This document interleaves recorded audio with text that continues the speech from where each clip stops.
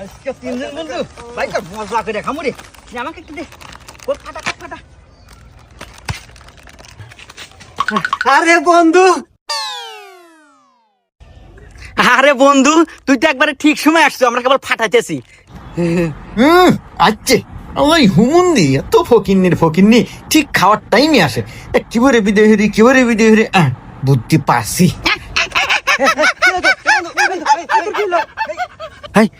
এই তোর কিলো রে, এই কিলো এ বন্ধু তাতে তো পানি নে। আচ্ছা আমি পানি আনতেছি।